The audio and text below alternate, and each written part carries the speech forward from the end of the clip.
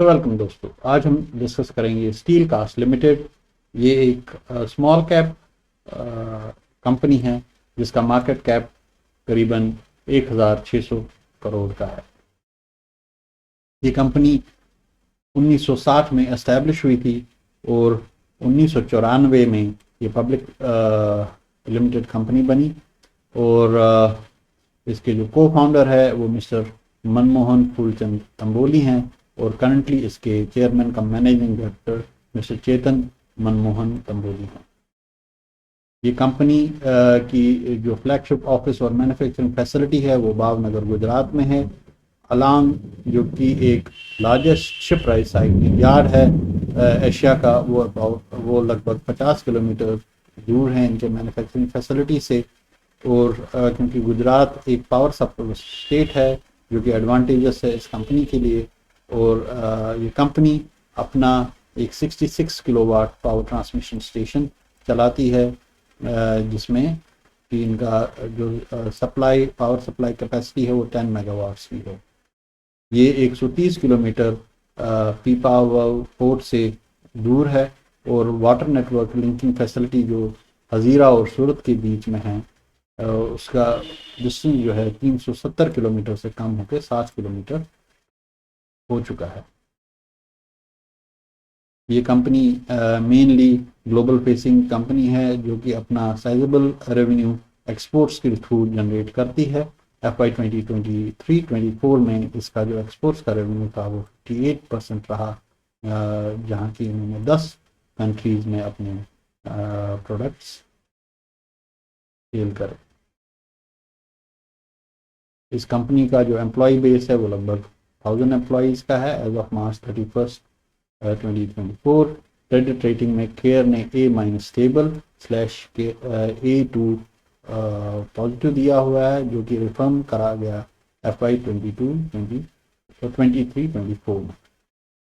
अगर industry wise revenue contribution देखें तो माइनिंग 23.8 कंट्रीब्यूट करता है रेवेन्यू में, अर्थ मूविंग 51.5% कंट्रीब्यूट करता है, कंस्ट्रक्शन 17.53% कंट्रीब्यूट करता है, लोकोमोटिव 4.57 कंट्रीब्यूट करता है और रेलवेज 0.75% कंट्रीब्यूट करता है।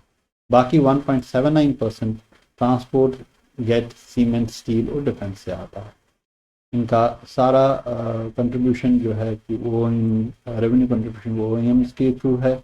और अगर जोग्राफी वाइज रेवेन्यू कंट्रीब्यूशन देखें तो 42% इंडिया से आता है और 58% जो है एक्सपोर्ट से आता है।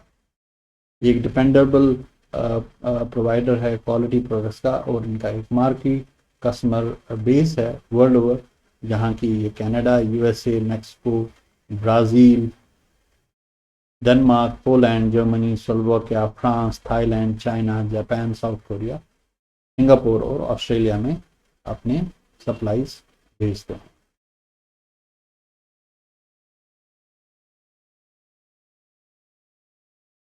जैसे कि मैंने पहले बताया, मिस्टर चेतन तंबोली इस कंपनी के चेयरमैन और मैनेजिंग डायरेक्टर हैं।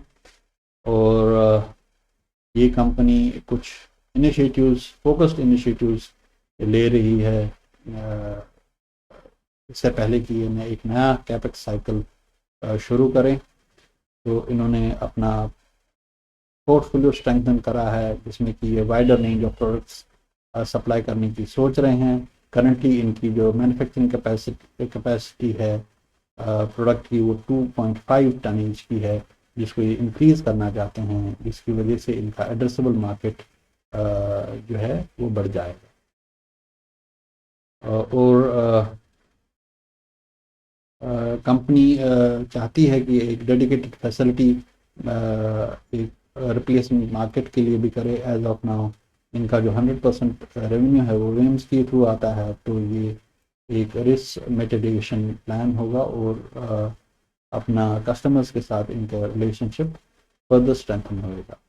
ये कंपनी बैकवर्ड इंटीग्रेशन का भी सोच रही है जिसमें कि ये ऑपरेशंस अपने कस्टमर्स के उनके बिहाफ पे हैंडल करना चाहते हैं, जो कि उन कस्टमर्स के लिए एक कैपिटल एक्सपेंडिचर सेविंग भी होएगा और मैनेजमेंट और मैन्युफैक्चरिंग बैंडविड्थ भी इनका रिलीज करेगा। कंपनी के अभी करंटली 15 कंट्रीज में एक्सपोर्ट करते हैं, तो ये लगभग 3 और कंट्रीज ऐड करना चाहते हैं नेक्स्ट 2 ईयर में। और कंपनी कंटिन्यूसली अपना इन्वेस्ट कर रही है सुपीरियर प्रोसेस फ्लोज में, जो कि इनका एनहांस करेगा प्रोडक्टिविटी बाय अबाउट 25%।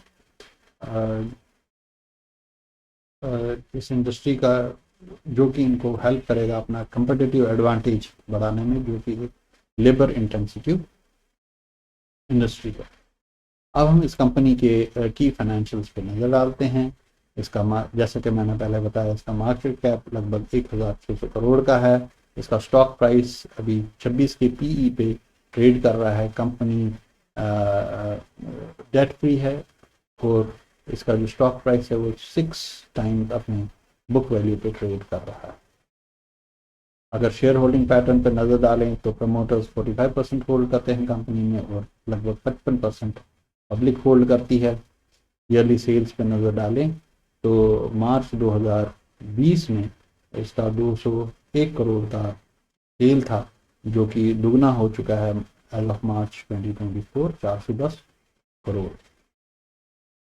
सेल्स पिछले कई क्वार्टर से फ्लैटिश रहा है। सितंबर 2023 में जो सेल्स था वो लगभग 102 करोड़ था, जो कि अभी घट के 25% घट के सितंबर 2024 में 76 करोड़ था।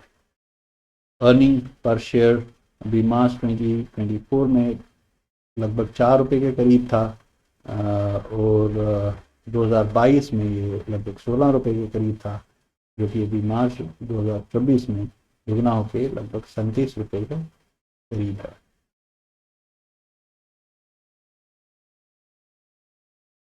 इस कंपनी के ऑपरेटिंग मार्जिन भी काफ़ी अच्छी एक्सपैंड हुए हैं, 19% से बढ़ के करंटली ट्रेलिंग 12 मंथ्स में 28% के करीब है।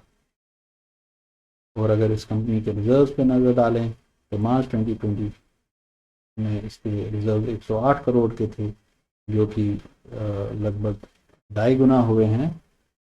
एज ऑफ मार्च 2024 ये 260 करोड़ के करीब है। और इनका मार्च 2023 में operating cash from operating 7 crore रहा और मार्च 2024 में ये लगभग 70 करोड़ के करीब था। तो ये था दोस्तों स्टील कास्ट लिमिटेड के बारे में। तो मिलते हैं बहुत ही जल्दी नई वीडियो में, तब तक के लिए अपना ख्याल रखिएगा। धन्यवाद।